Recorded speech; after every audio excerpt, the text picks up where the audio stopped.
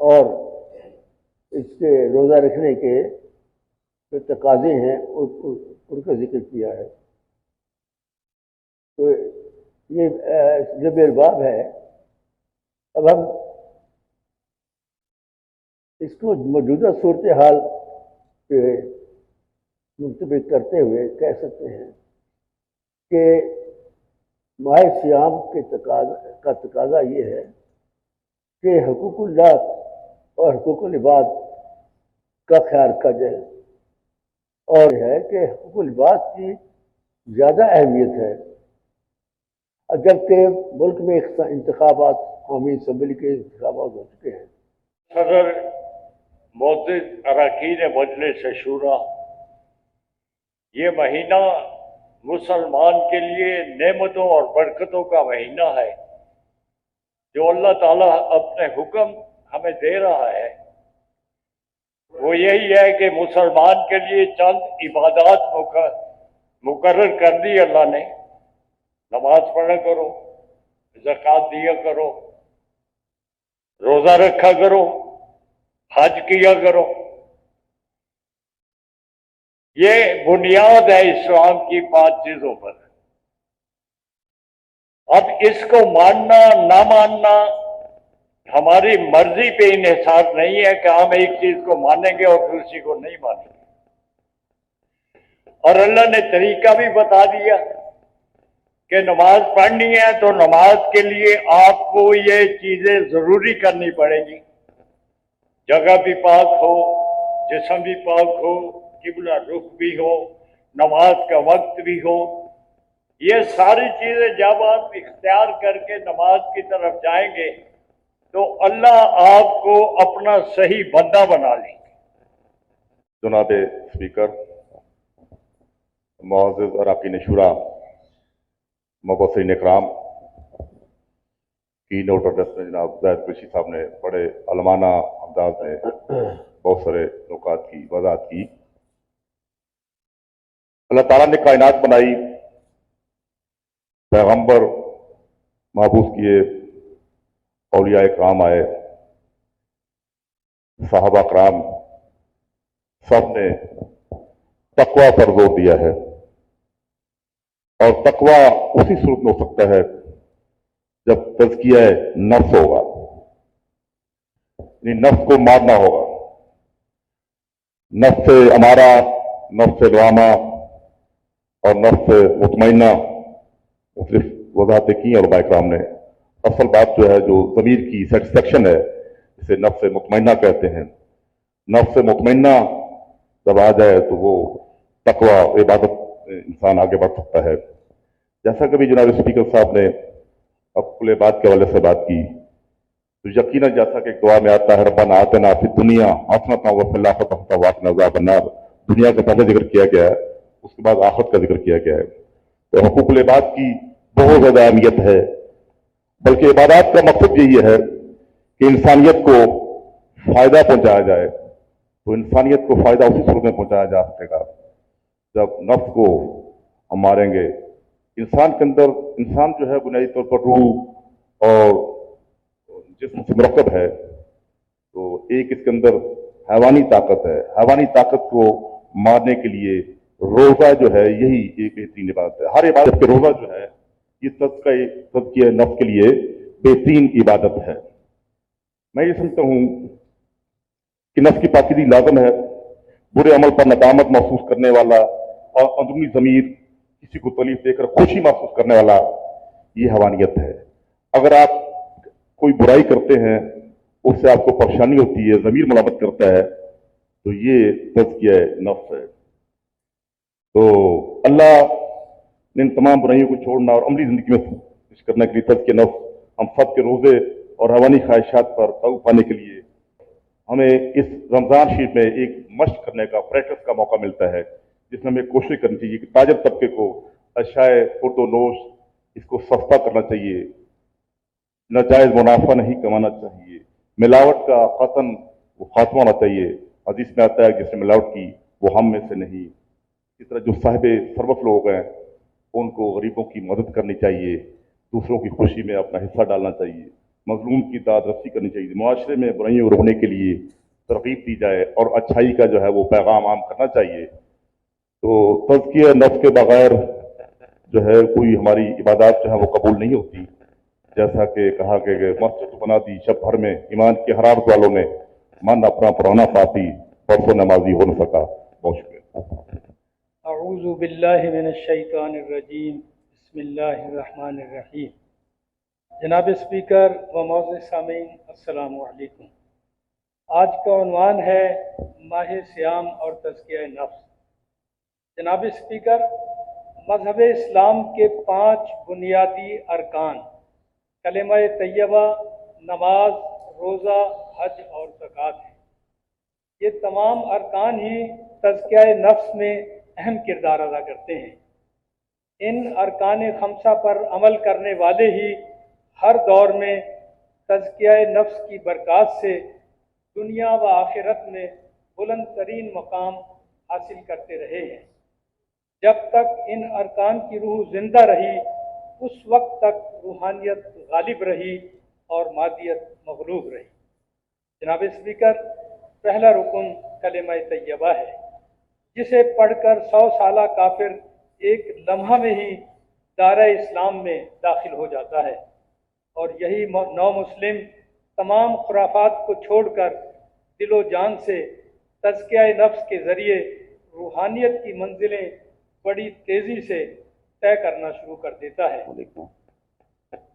बस अच्छे ख्यालात का इज़हार हो रहा है कि बहुत ही खुशी की बात है कि रमज़ानुल मुबारक का बाबरकत महीना आ रहा है और अल्लाह की रहमतें इसमें ज़्यादा नाज़िल होती हैं आम महीनों के मुकाबले में। तो हम लोग खुशकिस्मत हैं जो इस महीने से मुस्तफ़ीद होंगे और उसकी बरकत को हासिल करेंगे। और मैं तो इसको ऐसे पॉजिटिव सेंस में लेता हूँ। बाकी क्योंकि ये एक तरीक़ाकार है जो अल्लाह के नबी ने बनाया है कि तज़किया नफ्स में आपने एक रेगुलेशन है, आपका खाने पीने का रेगुलेट सिस्टम है, अंदाज ज़िंदगी की लाइफ का रेगुलेशन है, आपने कैसे ज़िंदगी गुजारनी है उसके काम। कि हमारे जो मौज़ूआत जो सियासी या मजहबी होते हैं वो इख्तिलाफ़ात का बायस भी बन सकते हैं। तो इसलिए मेरे ख्याल में हमें कोई ऐसे जो है मौज़ूआत चुनने चाहिए कि जो जिनमें इत्तेफाक राय सबका हो। तो जहाँ तक रोज़ा या फास्टिंग का ताल्लुक़ है, इसके बेशुमार फ़वाइद हैं, तिब्बी फ़वाइद भी हैं।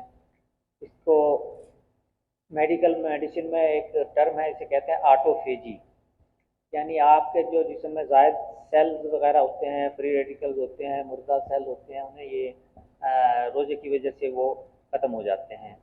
तो जहन और जिस्म का एक डिटॉक्स हो जाता है या सफाई हो जाती है, फालतू चर्बी और मोटापे से भी निजात मिल सकती है। दुनिया के मुख्तलिफ कल्चर्स में रोज़ों का रिवाज है। तेज़ हवा के रुख पर उनको खड़ा कर दिया जाता था और बहुत लंबे वक्त तक के लिए उनको खाने पीने को कुछ नहीं दिया जाता था और इस तरह उनकी तरबियत की जाती थी और इसको सियाम कहते थे। और अल्लाह पाक ने भी उसी तरह से समझे कि मुसलमानों के लिए ये एक अच्छा मौका किया है ताकि उनकी तरबियत की जा सके। और इस तरबियत में ये है कि ख़ास वक्त के लिए उनको खाने के और पीने के लिए रोका गया है और उस तरबियत का नतीजा ये निकलता है कि मुसलमान फिर अपने आप को गुनाहों से भी बचाता है और अपने आप को दूसरों से ज्यादती करने से बचाता है।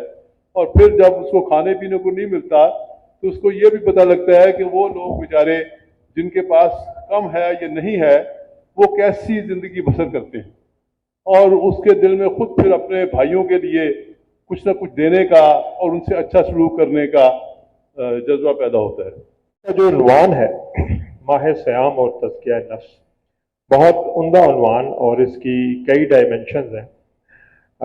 अब देखें कि कुरैश साहब ने अपने इब्तदाइये में वो आया मुबारका भी पढ़ी और उसका एनालिसिस भी पेश किया। अस्सौम ली व अना अज्ज़ी बिही, 2 तराजम मुफस्सरीन इसके करते हैं कि रोज़ा मेरे लिए है اور اس کا اجر بھی میں دوں گا، اور دوسرا ترجمہ یہ ہے کہ روزہ میرے لیے ہے اور میں خود ہی اس کی جزا ہوں۔ دیکھیں دیگر عبادات جو ہیں، نماز، زکوٰۃ، حج، عمرہ، یہ عبادات نظر آتی ہیں، کوئی کر رہا ہے تو کسی کے اوپر اس کا ایفیکٹ بھی ہو سکتا ہے، لیکن یہ واحد عبادت ہے روزہ جو اللہ اور بندے کے درمیان ہے، وہی اس کے تقاضے پورے کرے تو اللہ کے ہاں اس کو اجر بھی ملے گا اور اس کی ریکگنیشن بھی ہوگی۔ اور اس کا انعام سب سے بڑا یہ ہے کہ اللہ تعالیٰ فرماتے ہیں کہ جس وقت روزہ دار کے لیے دو انعام ہیں، ایک اس وقت جب وہ روزہ کھولتا ہے اور ایک اس وقت جب اس کی مجھ سے ملاقات ہوگی۔ روزہ جہاں آپ کا تزکیہ نفس کرتا ہے، وہاں آپ کے ساتھ یقین محکم بھی پیدا کرتا ہے۔ اگر آپ دیکھیں تو جنگ توحید تو یہ ہے، توحید تو یہ ہے کہ خدا حشر میں کہہ دے یہ بندہ دو عالم سے خفا میرے لیے ہے۔ اللہ تعالیٰ کا جو ارشاد ہے تزکیہ نفس کے بارے میں، رمضان کے بارے میں، 12 مہینے ہیں، اللہ فرماتا ہے کہ یہ مہینہ میرا ہے۔ حضور فرماتے ہیں کہ یہ ہم شعبان سے گزر رہے ہیں کہ شعبان میرا مہینہ ہے، اور شعبان جو ہے وہ سمجھے کہ ریہرسل ہے۔ اسپیکر صاحب فرما رہے تھے کہ ریہرسل کیا کرو۔ ارشاد خداوندی ہے کہ یا ایھا الذین آمنوا کتب علیکم الصیام کما کتب علی الذین من قبلکم لعلکم تتقون۔ اے ایمان والو تم پر روزے فرض کیے گئے ہیں جیسا کہ تم سے پہلے لوگوں پر فرض تھے تاکہ تم پرہیزگار ہو جاؤ۔